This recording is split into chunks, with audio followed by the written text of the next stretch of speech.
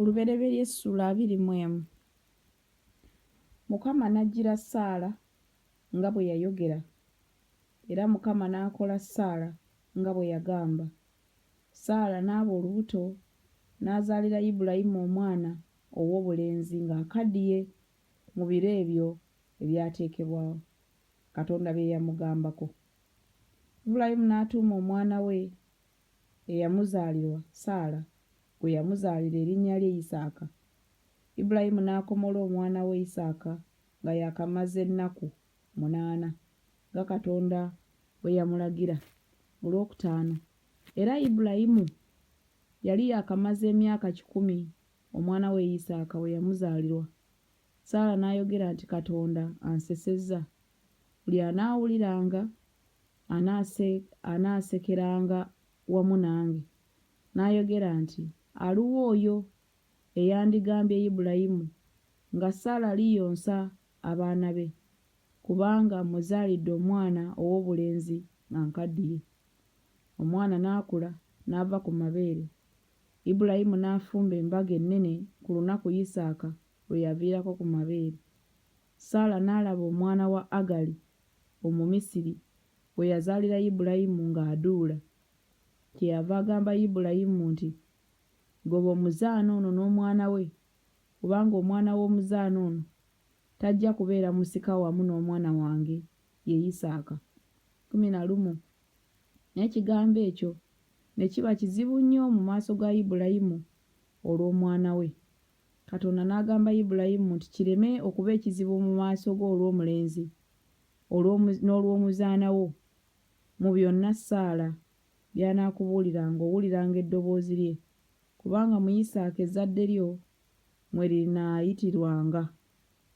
Era ne mu mwana w'omuzaana ndimuviisaamu eggwanga, kubanga ly'ezzadde lyo. Ibulayimu n'agolokoka enkya mu makya, n'addira emmere n'ensawo ey'eddiba ey'amazzi n'abiwa Agali, ng'abissa ku kibegaabega kye n'omwana, n'amusindika n'agenda, n'atambulatambulira mu ddungu ery'e Beeruseba. N'amazzi ag'omu ddiba ne gaggwaamu, n'azazika omwana wansi w'ekisaka ekimu. N'agenda n'atuula wansi ng'amutunuulira walako, ng'agamba akasaale we kaagwa, ng'ebbanga akasaale we kaagwa, kubanga yayogera nti nneme okulaba omwana ng'afa. N'atuula ng'amutunuulira, n'ayimusa eddoboozi lye n'akaaba. 17. Mukama n'awulira eddoboozi ly'omulenzi, ne malayika wa Katonda n'ayita Agali ng'ayima mu ggulu. N'amugamba nti, obadde otya Agali? Totya, kubanga Katonda awulidde eddoboozi ly'omulenzi waali. Golokoka oyimuse omulenzi, omukwate mu ngalo zo, kubanga ndimufuula eggwanga eddene. 19. Katonda n'azibula amaaso ge, n'alaba oluzzi lw'amazzi. N'agenda n'ajjuza eddiba amazzi n'anywesa omulenzi. Katonda n'aba wamu n'omulenzi n'akula, n'atuulanga mu ddungu, n'afuuka omulasi w'obusaale. N'atuulanga mu ddungu erya Palani, ne nnyina n'amuwasiza omukazi mu nsi y'e Misiri. 22. Awo mu biro ebyo Abimereki ne Fikoli omukulu w'eggye ne bagamba Ibulayimu nti, Katonda ali wamu naawe mu byonna by'okola. Kale nno ndayirira wano Katonda nga tonkuusekuuse nga nze newankubadde omwana wange, newankubadde omwana w'omwana wange, naye ng'ekisa bwe kiri kye nkukoze, naawe ononkolanga bw'otyo nze n'ensi gye watuulamu. 24. Ibulayimu n'ayogera nti, n'alayira. Ibulayimu n'anenya Abimereki olw'oluzzi lw'amazzi abaddu ba Abimereki lwe baamuggyako olw'amaanyi. Abimereki n'ayogera nti, simumanyi bw'ali eyakola bw'atyo, so tombuulirangako, so siwalirangako, era wabula leero. Ibulayimu n'addira endiga n'ente n'abiwa Abimereki, ne balagaana endagaano bombi.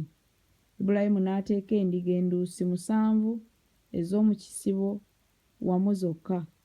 Abimereki n'agamba Ibulayimu nti, endiga ezo enduusi 7 z'otadde awamu zokka, amakulu gaazo ki?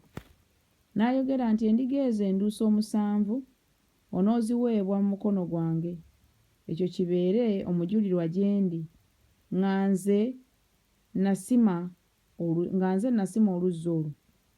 31 kyeyava ayita ekifo ekyo Beeruseba, kubanga eyo gye baalayirira bombi. Bwe batyo ne balagaanira endagaano mu Beeruseba. Abimereki n'agolokoka ne Fikoli omukulu w'eggye lye, ne baddayo mu nsi ey'Abafirisuuti. Ibulayimu n'asimba omumyulira mu Beeruseba, n'akoowoolera eyo erinnya lya Mukama Katonda ataggwaawo. 34 Ibulayimu n'amala ennaku nnyingi mu nsi eva Abafirisuuti.